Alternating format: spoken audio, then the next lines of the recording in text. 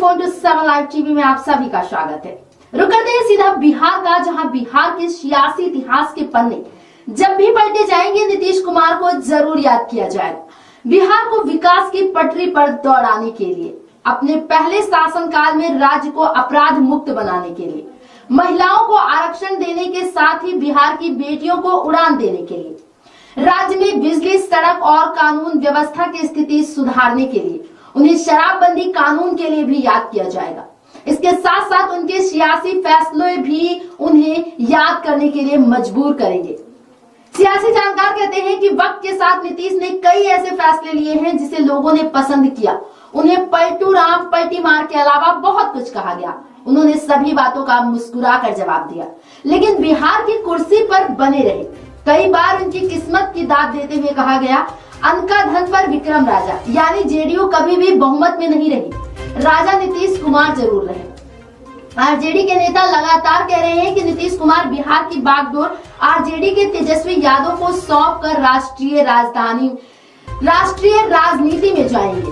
लालू प्रसाद यादव और जगदानंद सिंह भी नीतीश के राष्ट्रीय राजनीति में जाने की बात कह चुके हैं। आरजेडी के एक विधायक विजय मंडल ने तेजस्वी की ताजपोशी का समय भी मुकर्रर कर दिया है। इधर नीतीश ऐसा कोई संकेत ही नहीं दे रहे हैं। अतीत में झांके तो यही दिखेगा कि नीतीश कुमार ने बार बार साबित किया है कि उनमें नैतिकता की कमी है। त्याग शब्द तो उनकी डिक्शनरी में है ही नहीं, और यही वजह है कि राजनीति में वे आदर्श पुरुष बनने से चूक गए। उनकी अब तक की राजनीतिक यात्रा में कई ऐसे अवसर आए जब वे खुद को आदर्श पुरुष बना सकते थे। जाति तोड़ो जनेऊ छोड़ो वाले जयप्रकाश नारायण के आंदोलन की उपज और समाजवादी सोच के साथ राजनीतिक सफर शुरू करने वाले नीतीश कुमार घोर जातिवादी भी हैं। जेडीयू का जन्म ही कुर्मी सम्मेलन से हुआ है। बीजेपी के साथ लंबी पारी खेलने के बाद अचानक उससे बिदक कर अलग हो जाना, कभी आरजेडी के साथ जाना तो फिर बीजेपी से हाथ मिला लेना, उसमें अस्थिरता के भाव को दर्शाता है। उनकी कामयाबी सिर्फ इसी से आंकी जाती है कि खुद के बूते सरकार न बना पाने के बावजूद वे लगातार 17 साल से सीएम बने हुए हैं। भले ही इसके लिए उन्हें नैतिकता को तिलांजलि देनी पड़ी हो। उन पर अनका धन पर विक्रम राजा वाली भोजपुरी कहावत पूरी तरह से सटीक बैठती है। नीतीश कुमार बीजेपी से पहली बार 2014 में जुड़े थे, जब पार्टी ने नरेंद्र मोदी को प्रधानमंत्री के उम्मीदवार के रूप में प्रोजेक्ट किया था। उन्होंने बीजेपी के सहयोग से बनी सरकार को अस्थिर करने की कोशिश की, लेकिन संयोग से सरकार बच गई। 2014 में हुए लोकसभा चुनाव में जब उनकी पार्टी जेडीयू की दुर्गति हुई तो उन्होंने जीतन राम मांझी को सीएम बना दिया और अगले साल होने वाले विधानसभा चुनाव के लिए अपने को आजाद कर दिया। यहाँ तक तो उनमें नैतिकता दिखाई पड़ रही थी। 2014 के लोकसभा चुनाव में बीजेपी के नेतृत्व वाले एनडीए ने बिहार में लोकसभा की कुल 40 सीटों में से 31 पर जीत दर्ज की। एनडीए के घटक दल लोजपा को 6 और उपेंद्र कुशवाहा की तब की पार्टी आरएलएसपी को 3 सीटों पर कामयाबी मिली थी। नीतीश कुमार की पार्टी जेडीयू को महज 2 सीटें ही मिली, आरजेडी को 4 और कांग्रेस को 2 सीटें मिली थी। चुनाव परिणाम से दुखी होकर नीतीश कुमार ने सीएम पद से इस्तीफा देकर जीतन राम मांझी को मुख्यमंत्री बना दिया। नीतीश के इस फैसले का सुखद पहलू यह था कि वर्षों बाद सीएम की कुर्सी पर कोई दलित नेता बैठा था। यह नीतीश कुमार के लिए नैतिकता साबित करने का एक माकूल मौका था, लेकिन कुर्सी की बेचैनी ने नीतीश को नैतिक नहीं रहने दिया। वे मांझी को हटाकर फिर कुर्सी पर विराजमान हो गए।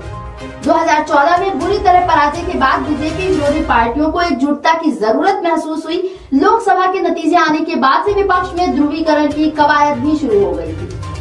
विधानसभा के 10 सीटों पर हुए उपचुनाव में नीतीश कुमार ने अपने धुर विरोधी लालू प्रसाद यादव से हाथ मिला लिया और इसका सकारात्मक परिणाम आया। 10 में से 6 सीटों पर नीतीश लालू की जोड़ी ने कामयाबी हासिल की। बीजेपी के लिए यह एक करारी चोट थी। नवंबर 2015 में विधानसभा के चुनाव होने थे। उपचुनाव में महागठबंधन का पहला प्रयोग सफल रहा। उसके बाद आरजेडी, जेडीयू और कांग्रेस ने महागठबंधन बनाकर असेंबली इलेक्शन लड़ने का फैसला किया। यह प्रयोग बेहद सफल रहा। बीजेपी को महागठबंधन ने अपनी ताकत का एहसास करा दिया था। 243 सीटों वाली असेंबली में महागठबंधन को 178 सीटें आई। एनडीए 58 पर सिमट गया। ग्रैंड अलायंस और एनडीए के बीच 120 सीटों और 7.6% वोटों का अंतर था। महागठबंधन को 41.7% वोट आए थे। 2015 में बने महागठबंधन में सबसे बड़ी पार्टी बनकर आरजेडी उभरी थी। 101 सीटों पर लड़कर उसने 80 सीटों पर कामयाबी हासिल की। इतना ही नहीं, सीटों पर लड़कर जेडीयू को 71 सीटें मिली थी। कांग्रेस ने 41 सीटों पर लड़कर 27 सीटें जीती। बीजेपी की दुर्गति का आलम यह था कि बीजेपी ने 160 सीटों पर उम्मीदवार उतारे मगर 53 सीटों पर ही जीत मिली। लोजपा 40 पर लड़ी और 2 सीटें जीती। आरएलएसपी ने 23 उम्मीदवार खड़े किए लेकिन उसे 2 पर ही कामयाबी मिली। जीतन राम मांझी 20 सीटों पर लड़कर महज 1 सीट जीत पाए थे। संख्या बल में बड़ी पार्टी होने के बावजूद आरजेडी ने त्याग किया और 71 सीटों वाले नीतीश कुमार को सीएम की कुर्सी पर बिठा दिया। यह आरजेडी नेता लालू प्रसाद की नैतिकता थी, जिन्हें कभी कोष में नीतीश कुमार सीएम नीतीश ने बिहार की गद्दी हासिल की थी। तब की 1.5 साल 20 महीने बेखटके सरकार चली। अचानक नीतीश कुमार ने 26 जुलाई 2017 को आरजेडी विधायक दल के नेता और डिप्टी सीएम तेजस्वी यादव पर भ्रष्टाचार के आरोपों के मद्देनजर सीएम पद से इस्तीफा दे दिया। इससे पहले उन्होंने यह जरूर कहा था कि तेजस्वी अपने ऊपर लगे आरोपों को लेकर जनता के बीच जाकर सफाई दे।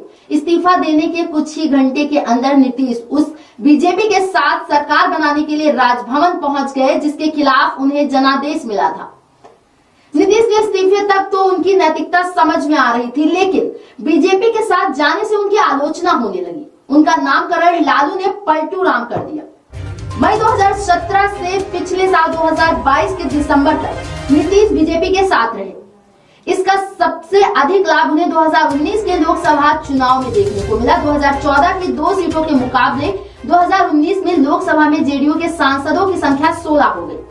नीतीश के अड़ जाने पर बीजेपी ने पूर्व की अपनी सीटें छोड़ दी और जेडीयू बीजेपी 17 सीटों पर लड़े।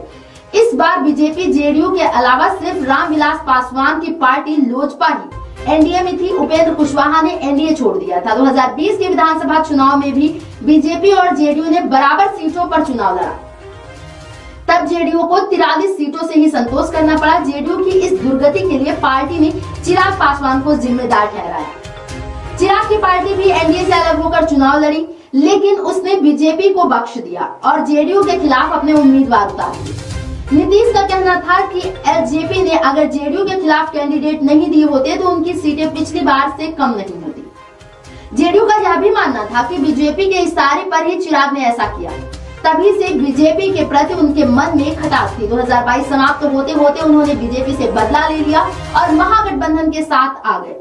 हालांकि राजनीति में अब पाला बदल कोई नई बात नहीं है, लेकिन नीतीश जैसे नेता के अस्थिरता के आचरण से आज जनता को यह बात पसंद नहीं आई। कम सीटें आने पर अगर वे सीएम बनने से इनकार कर देते तो शायद उनकी छवि बदल जाती, कभी इनके साथ तो कभी उनके साथ। नीतीश की आवाजाही से उनकी नैतिकता पर भी बट्टा लगा है।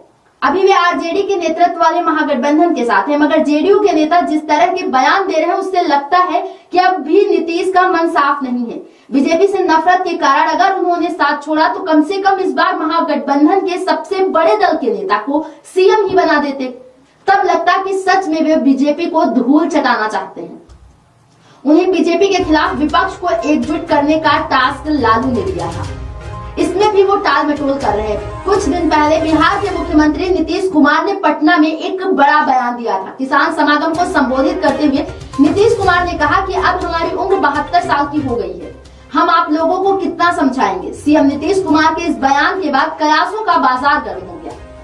सीएम नीतीश के इस बयान से पहले आरजेडी से किनारा से विधायक विजय कुमार मंडल ने कहा कि होली बाद तेजस्वी यादव बिहार के मुख्यमंत्री बनेंगे तो क्या मान लिया जाए कि नीतीश कुमार ने अपनी उम्र बताकर कुर्सी छोड़ने का संकेत दे दिया। दरअसल किसान समागम को संबोधित करते हुए नीतीश कुमार ने कहा कि हम लोग किसानों के हित में एक एक चीज सोच रहे हैं, उपज और आमदनी बढ़ाने को लेकर काम कर रहे हैं। इस दौरान नीतीश कुमार ने कहा कि पुराने दिन भी आप याद करिए, पहले कौन काम करता था, आप लोग तो देख ही रहे हैं कितना काम हो रहा है। नीतीश कुमार ने आगे कहा कि आज जमीन के लिए सबसे अधिक झगड़ा हो रहा है। बिहार में 60% से अधिक झगड़ा जमीन को लेकर होता है। मुख्यमंत्री ने कहा कि आप लोगों से गुजारिश है, हाथ जोड़कर बोल रहे हैं, विवाद मत करिए। मेरी बात पसंद हो तो मानिए, पसंद नहीं हो तो मत मानिए, कोई बात नहीं। इसके बाद नीतीश कुमार कहते हैं कि बताइए हम 72 साल के हो गए, अब कितना कहते रहेंगे, कितना लोगों को समझाते रहेंगे। किसान सम्मेलन में एक किसान द्वारा अंग्रेजी शब्दों का इस्तेमाल किए जाने पर नीतीश कुमार नाराज हो गए। बापू सभागार में चौथे कृषि रोड मैप के क्रियान्वयन पर चर्चा के लिए बिहार कृषि मंत्रालय द्वारा आयोजित कार्यक्रम में नीतीश कुमार मुख्य अतिथि थे। जब किसान मंच से अपने सुझाव पेश कर रहे थे तो मुख्यमंत्री ने उन्हें टोकते हुए कहा कि क्या हुआ तुम्हें, आप अपने संबोधन में अंग्रेजी के शब्दों का इस्तेमाल कर रहे हैं। क्या आप इंग्लैंड में रह रहे हैं? यह इंग्लैंड नहीं बिहार है। आपको अपने राज्य की भाषा में बात करनी चाहिए। किसान आम लोग हैं जो अंग्रेजी नहीं जानते, इसलिए आप अंग्रेजी में जिन शब्दों का इस्तेमाल कर रहे हैं वह सही नहीं है। नीतीश कुमार ने किसान से कहा कि मैं देख रहा हूं कि कोरोना के बाद से लोग मोबाइल फोन का ज्यादा इस्तेमाल कर रहे हैं।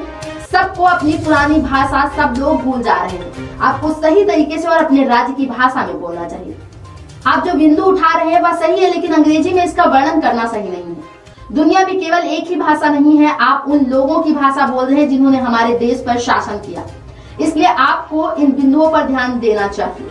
किसान समागम से बाहर निकलने के बाद पत्रकारों से बात करते हुए नीतीश कुमार उपेंद्र कुशवाहा पर जमकर बरसे। कुशवाहा ने अलग पार्टी बना ली है। इस सवाल पर नीतीश कुमार ने कहा कि हमें कोई मतलब नहीं ना है। अरे भाई, वो आदमी फिर अपनी इच्छा आप सोच लीजिए। 2021 में तो बहुत कहे कि हम लोग रहेंगे, रख लिया।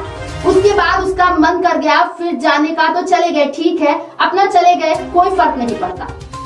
ऐसा थोड़े है, इस पार्टी से कोई मतलब नहीं है। नीतीश कुमार ने आगे कहा कि वो कह रहे थे कि हम सब दिन के लिए रहेंगे, आने दीजिए।